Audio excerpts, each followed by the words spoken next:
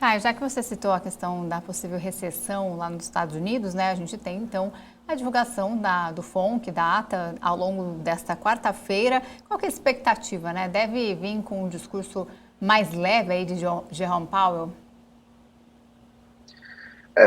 Uma coisa que é muito interessante, se a gente puder fazer um paralelo atual aí entre a atuação da política monetária dos bancos centrais dos Estados Unidos e aqui do Brasil, é que apesar da política monetária ter um objetivo de um prazo maior, de um prazo mais esticado, nos dois casos a gente tem visto uma atuação muito focada em dados de curto prazo. O que eu quero dizer com isso?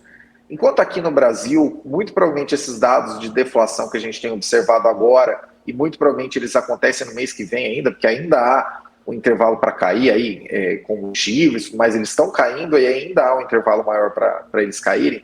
O dado mais recente que a gente teve de inflação jogou a inflação ao consumidor nos Estados Unidos em 12 meses de 9,1%, que tinha sido a maior inflação desde 1981, para 8,5%. Até eu vi um meme, eu não me lembro se a gente colocou esse meme no terraço, mas era assim, ó, 6 meses atrás, inflação de 8,5%, aí estava o cara assim desesperado. Agora, inflação de 8,5%, está o cara comemorando, porque isso significa um alívio. Só que o que a gente não pode se esquecer são dois pontos. Em primeiro lugar, o Fed acabou de chegar à sua taxa neutra, que é aquela taxa de juros que não aquece e nem desestimula a economia. É aquela taxa, né, que a economia, vamos dizer assim, passa ao largo de ter algum grande efeito. Ponto número 1. E ponto número 2, a meta de inflação nos Estados Unidos continua sendo de 2%.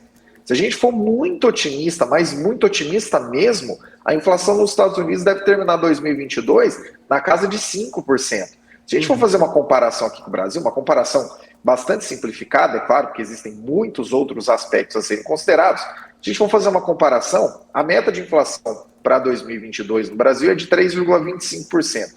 É como se os Estados Unidos estivessem com mais de 7,5% de inflação e as pessoas pensando, pô, será que o Fed vai começar a ser mais camarada agora? E um segundo ponto que deve ser observado na atuação do Fed é que é o seguinte, lá nos Estados Unidos, o Banco Central tem o chamado mandato duplo. Ele observa os níveis de preços, ou seja, a inflação, e também observa os níveis de desemprego. O mercado de trabalho nos Estados Unidos, ele demonstra mês a mês números recordes de emprego, né? Se espera aí 300, 400 mil vagas, abrem 500, é um negócio extraordinário.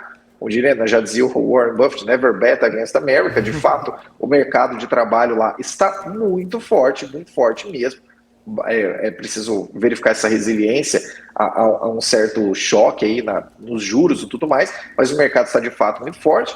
E o que acontece é que fica a cargo do Fed olhar mais para o lado do nível de preços. E, de fato, ele está olhando isso. Nas últimas duas atas, em que a gente teve dois aumentos aí de 75 basis points, 150 basis points, que inclusive foi o maior aumento em 60 dias desde a gestão do Volcker, né, que tem sido muito comparado aí, uma gestão que avançou muito com os juros numa época de inflação ali nos anos 80 e tudo mais, entre os anos 70 e os anos 80, perdão. O que realmente acredito que deve vir nessa ata é que a continuidade do compromisso do Fed em desinflacionar, em gerar aí uma redução nesse nível de preço, deve seguir adiante. E eu acredito que isso aconteça novamente, porque o mercado de trabalho está bastante reforçado.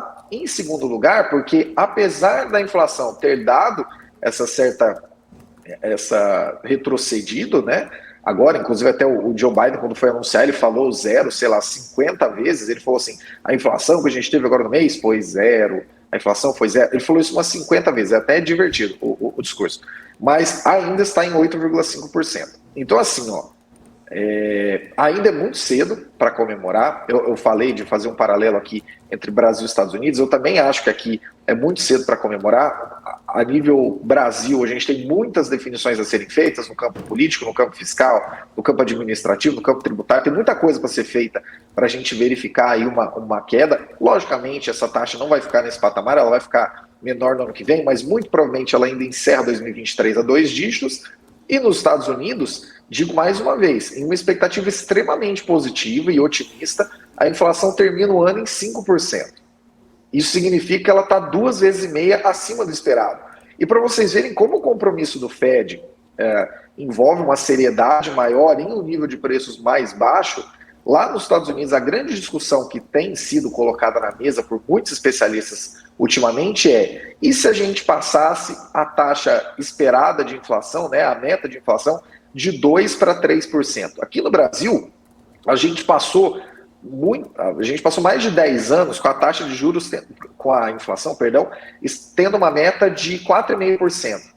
Durante muito tempo ela ficou com uma margem de aceitável de 2 pontos percentuais para cima e para baixo, ou seja, ela podia ir até 6,5% ou podia ficar em 2,5%. Nos Estados Unidos eles têm essa taxa focada em 2%, aí você fala assim, mas de 2% para 3%, será que não é uma coisa muito pequena? Mas é um aumento de 50%. Uhum. Tem sido muito discutido esse aspecto também de se a inflação não pode ser mais elevada, não pode ser aceitada como mais elevada, também pelo aspecto do financiamento do governo, porque se a gente for parar para pensar, o governo se financia por impostos, ele se financia por títulos públicos e também se financia por inflação. Hoje, o caminhar da dívida pública dos Estados Unidos, e isso não é uma questão que o Fed olha, de novo, o Fed olha mercado de trabalho e nível de preço, ele não olha nível de dívida.